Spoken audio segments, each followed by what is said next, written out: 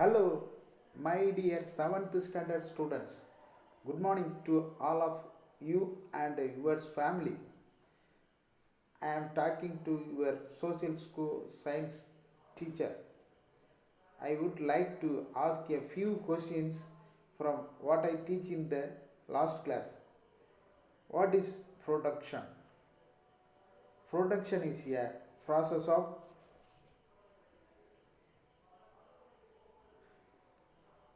combining various material inputs and materials inputs in order to make something for consumptions. What does utility mean? Utility means what satisfying power of product. Utility means what satisfying power of product. Third question, name of the types of utility. According to the nature of utilities, they are classified into form utility, time utility and place utility. What are the characteristics of the land? What are the characteristics of the land? First one, land is a free. நிலம் ஒரு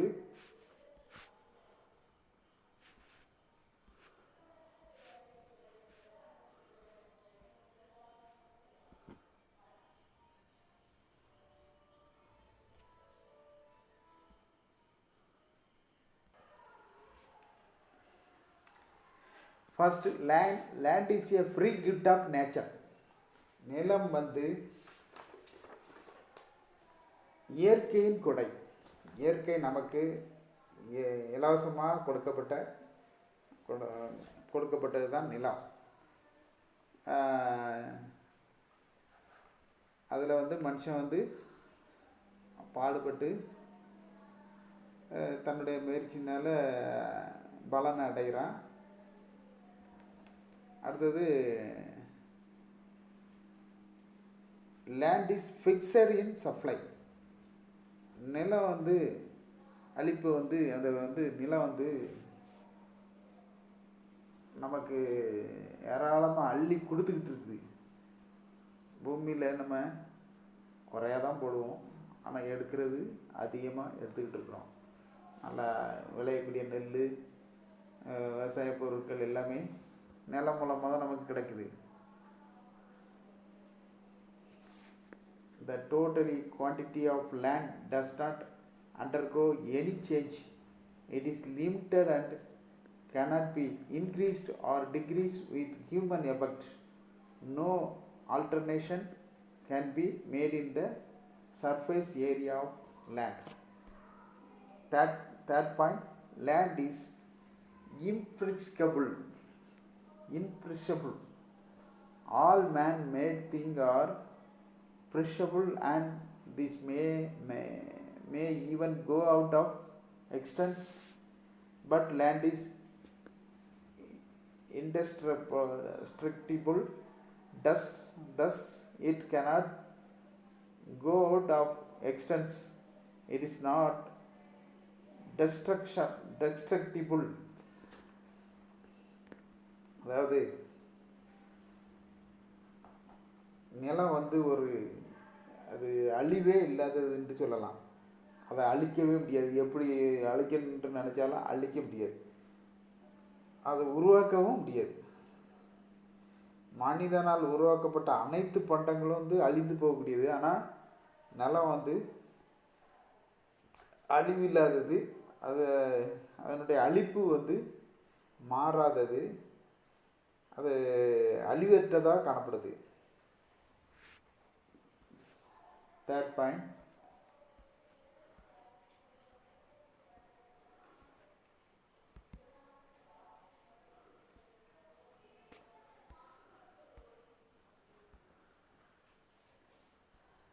Land is a primary factor of production. நி- நிலம் வந்து ஒரு முதன்மை உற்பத்தி காரணியாக செயல்படுது. In any kinds of production process we have to start with land. நம்ம எந்த வேலையை தொடங்கினாலும் நிலம் இல்லாமல் அதை தொடங்குறது முடியாத காரியம். For example, in industries it helps to provide raw materials, and in agriculture crops are produced on land. Land is immovable. Fifth point, நிலம் வந்து இடம்பெயரக்கூடியது அன்று. Immovable. It cannot be transported from one place to another. For instance, no portion of India's surface can be transported to some other country. அதாவது இந்திய நிலப்பரப்பில் எந்த ஒரு பகுதியும் வேறு நாட்டிற்கு இடம்பெயர செய்ய இயலாது. அடுத்தது land gas. Sixth point, land gas some original indestructible power. நிலம் வந்து ஆற்றல் வாய்ந்தது. There are some original and indestructible power of land which a man cannot destroy. Its fertility may be varied, but it cannot be destroyed completely. அதாவது நிலம் வந்து ஒரு நிலையிலிருந்து வேறு நிலைக்கு மாறுமொழிய அதை முழுமையாக அழிக்கவே முடியாது, அழித்து விட முடியாது, அழித்து.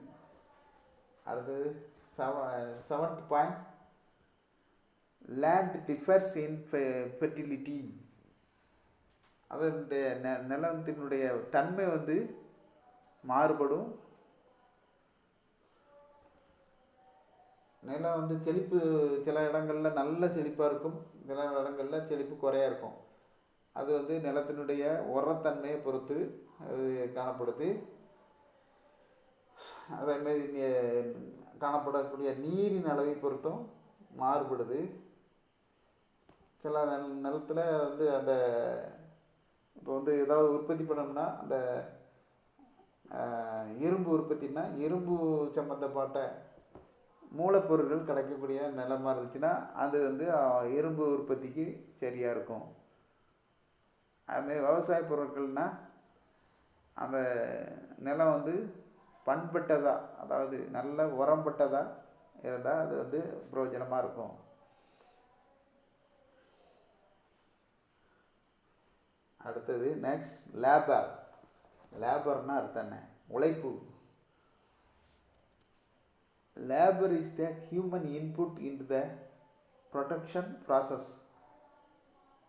Alfred Marshall defines labor as the use of body or mind, partly or wholly, with a view of secure an income apart from the pleasure derived from the work. Derived from the work. Adam Smith வந்து என்ன சொல்லியிருக்காரு? Adam Smith is known as father of economics. Adam Smith வந்து பொருளாதாரத்தின் தந்தை என்று அழைக்கப்படுகிறாரு.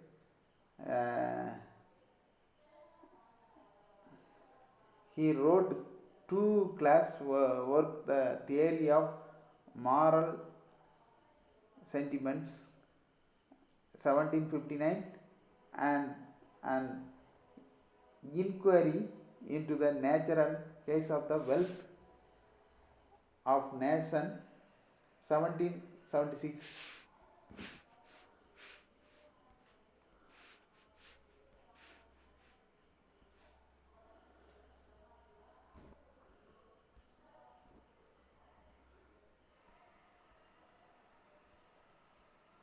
பாருங்க, machinery work.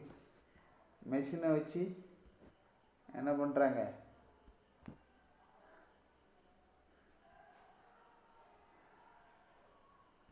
புதிய பொருட்களை உற்பத்தி பண்ணிகிட்டு இருக்கிறாங்க. இது ஜப்பான், அமெரிக்கா, இந்தியாவிலையும் ஒரு சில இடங்களில் இது காணப்படுது. அதேமாதிரி இதுவும் நிலத்தில் வந்து நாற்றை நட்டு அதுவும் உற்பத்தி தான் பண்ணுறாங்க, உணவு உற்பத்தி.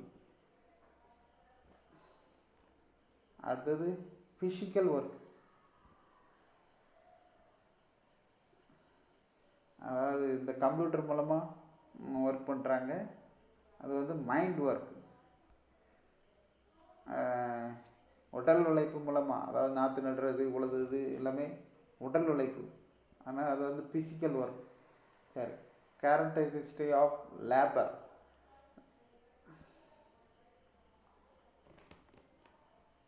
உழைப்பின் சிறப்பியல்புகள் வந்து labour is more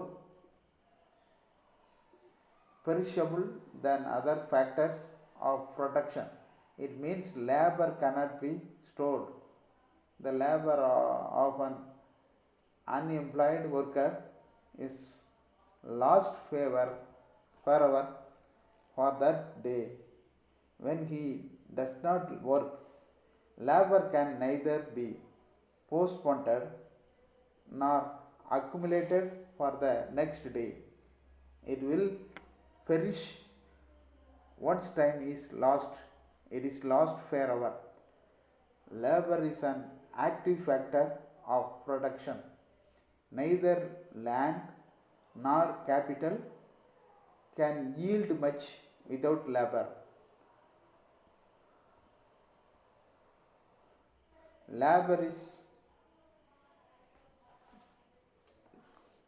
Labor is not homogeneous. Skill and dexterity vary from person to person.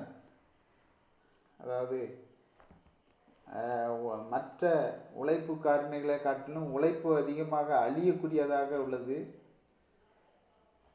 உழைப்பை வந்து சேர்த்து வைக்க முடியாது. வேலை இல்லாத தொழிலாளர்கள் உழைப்பானது அவர் வேலை செய்யாத நாளில் இழக்கப்படுகிறது. உழைப்பை திரட்டவோ அல்லது அடுத்த நாள் தள்ளிப்படவோ இயலாதது. அதனை ஒரு முறை இழந்தால் மீண்டும் திரும்ப பெற இயலாது. உற்பத்தியில் உழைப்பு என்பது ஒரு செயல்பாடு காரணியாகும். நிலமோ மூலதனமோ உழைப்பு இல்லாமல் அதிக உற்பத்தியை அளிக்க முடியாது. Labor cannot separate from the laborer. உழைப்பு வந்து labor is mobile. Man moves from one place to another from a low paid occupation to high paid occupation. உழைப்பு வந்து சீரானதல்ல. திறமையும் பயிற்சியும் நபருக்கு நபர் மாறுபடுது.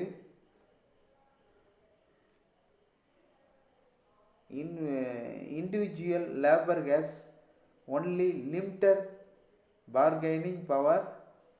He cannot fight with his employer for a rise in a wage or improvement in workplace conditions. However, when workers combine to form trade unions, the bargaining power of labor increases. Division of labor. The concept division of labor was produced by the Adam Smith in his book An Inquiry into the Nature and Case of Wealth of Nation. Division of labor mean dividing the process of production into distinct and several component process and assigning each component in the hands of labor or a set of laborers who are specialists in the particular process. பாருங்க, கார்லாம் உற்பத்தி பண்ணுறது. அந்த உதிரி பாகங்களை முதல்ல தனித்தனியாக உற்பத்தி பண்ணுறாங்க. மறுபடியும் அந்த உதிரி பாகங்களை ஒன்றிணைக்கிறாங்க. ஒன்றிணைச்சு ஒரு முழுமையான காரு உருவாகுது.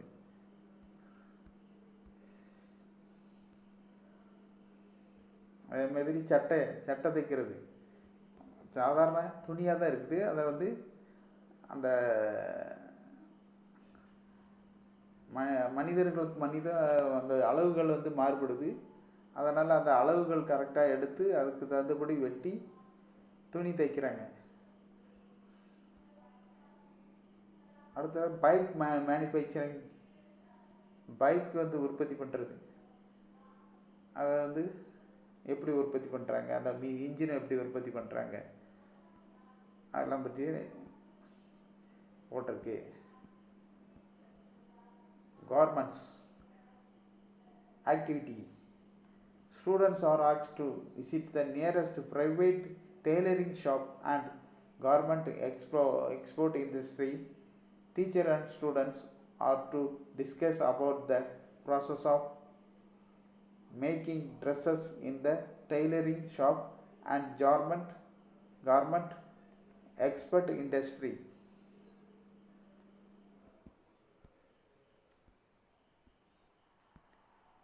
Merit of division of labor. வேலை வாய்ப்பில் வந்து பகுப்பு முறை. It improves efficiency of labor when labor repeat doing the same task. வேலை பகுப்பு முறையை வந்து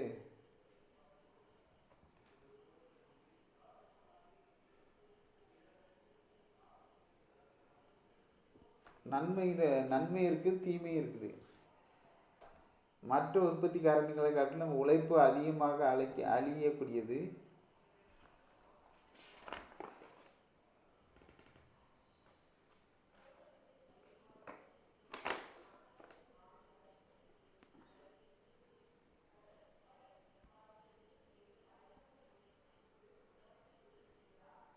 Merit of division of labor.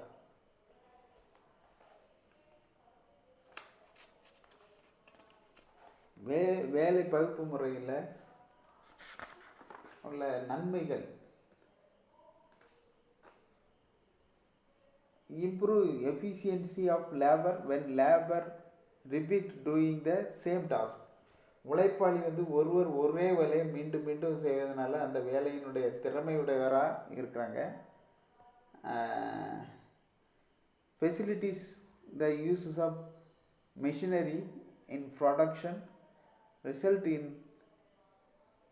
invention, exports, telegraphic codes, time and materials are put to the best and most efficiency.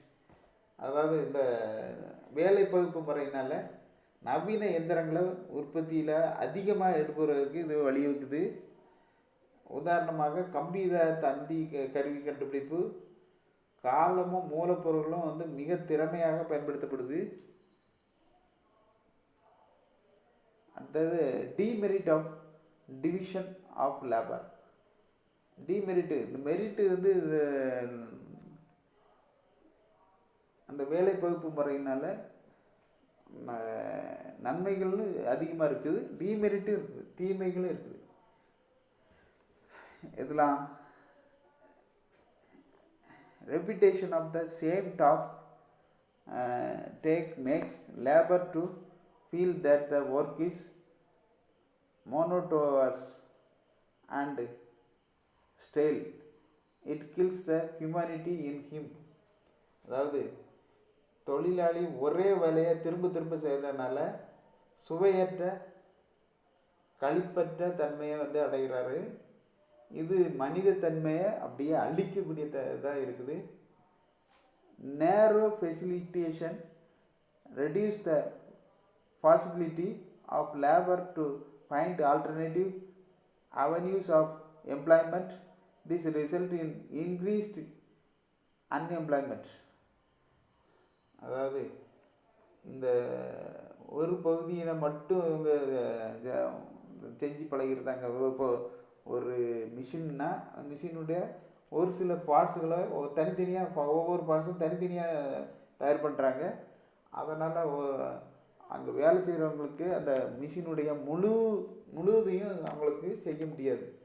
ஒரு குறிப்பிட்ட பகுதியை மட்டும் அவங்களால அவங்க செய்வாங்க. அதில் திறமை உள்ளவங்களாக இருப்பாங்க, ஆனால் மற்றது தெரியாமல் இருப்பாங்க.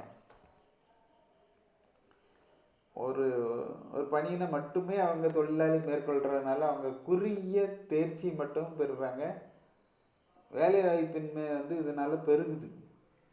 ஆனால் அதில் உற்பத்தி அதிகமாகுது. காரணம், ஒரு சின்ன வேலையை திரும்ப திரும்ப செஞ்சுக்கிட்டு இருக்கிறதுனால அதனுடைய வேகம் அதிகப்படுத்த முடியுது. நேரோ facilitation reduce the possibility of labor to find alternative avenues of employment. This result in increased unemployment.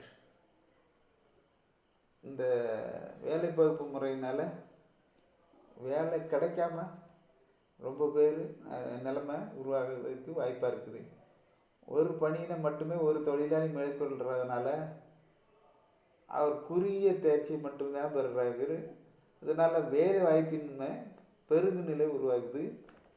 அடுத்தது, reduce the growth of handicraft and the workers loses the satisfaction of having made a commodity in full. அதாவது இம்முறையில் கைவினைப் பொருட்களின் வளர்ச்சியினை ரொம்ப பாதிக்குது. ஒரு தொழிலாளி ஒரு பொருளினை முழுவதுமாக உருவாக்கிய மன நிறைவினை இது பெற முடியாது. கேபிட்டல், மூலதனம். Capital is the man-made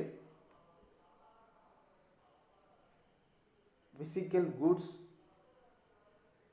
used to produce other goods and services. In the ordinary language, capital means money. In economics, capital refers to the part of man-made wealth which is used for the further production of wealth. All wealth is not capital, but all capital is wealth. According to Marshall, capital consists of kinds of wealth, other free gift of nature which yield income.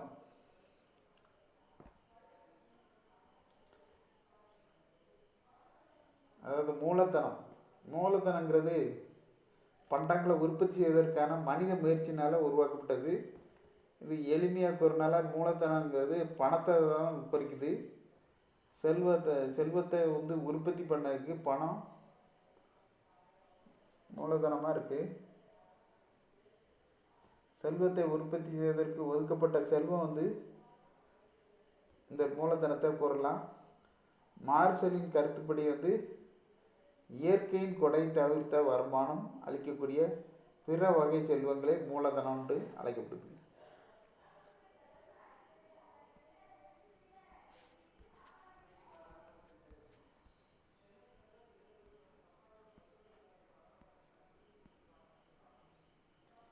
Forming of capital.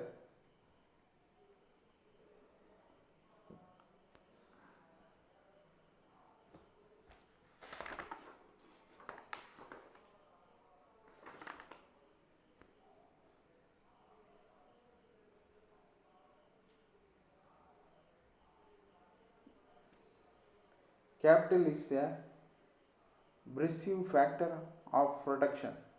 Capital is man-made. அதாவது மூலதனத்தினுடைய வகைகள்.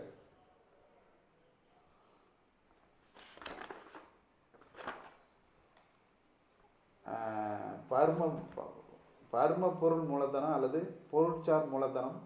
இது எந்திரங்கள், கருவிகள், கட்டடங்கள் போன்றவற்றை சொல்லப்படுது. அடுத்து, capital is man-made.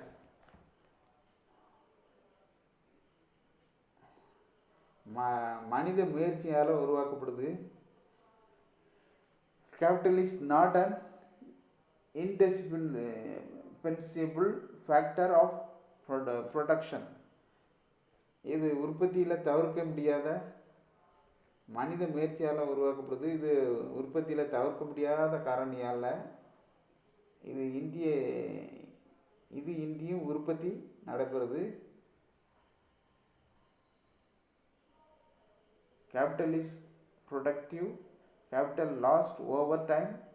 Capital involves present sacrifice to get future benefit.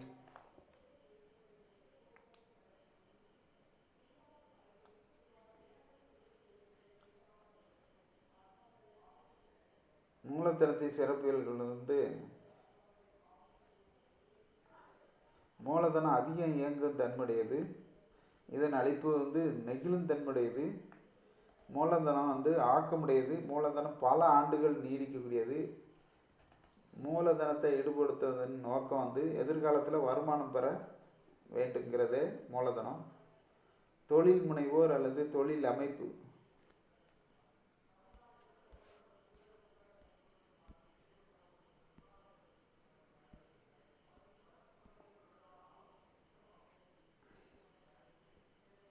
என்டர்பிரனியூர்.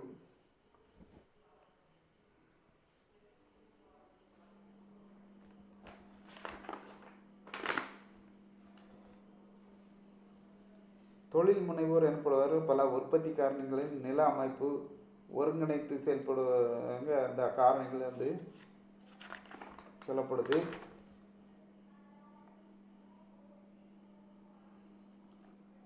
இந்த தொழில் முனைவருடைய சிறப்பு இயல்புகள் என்று கேட்டால், characteristic of entrepreneur identify the profitable investible opportunities. லாபகரமான முதலீட்டு வாய்ப்புகளை அடையாளம் காணுதல். அதாவது deciding the location of the production unit. உற்பத்தி அதன் இருப்பிடத்தை தீர்மானிக்கிறது. மேக்கிங் இன்வோஷன். புத்தாக்கத்தின் உருவாக்குதல். அடுத்தது டிசைடிங் த ரிவார்டு பேமெண்ட். வெகுமதி செலவை தீர்மானிக்குது. டேக்கிங் ரிஸ்க் அண்ட் ஃபேக்டிங் அன்சர்டைன்டைஸ். அதாவது இடர்களை ஏற்றல் மற்றும் நிச்சயமற்ற தன்மையை எதிர்கொள்கிறது. மாணவர்களே, நீங்கள் இதுவரைக்கும் படித்த அந்த சிறப்பு தொழில் முனைவோர் சந்திக்கக்கூடிய கஷ்டங்களெல்லாம்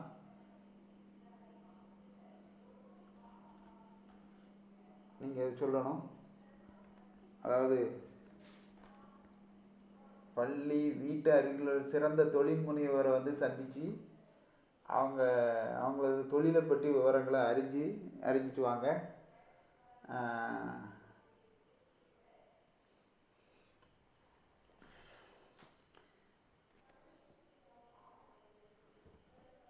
இந்த பாடத்தில் உள்ள சின்ன கேள்விகள் 1 to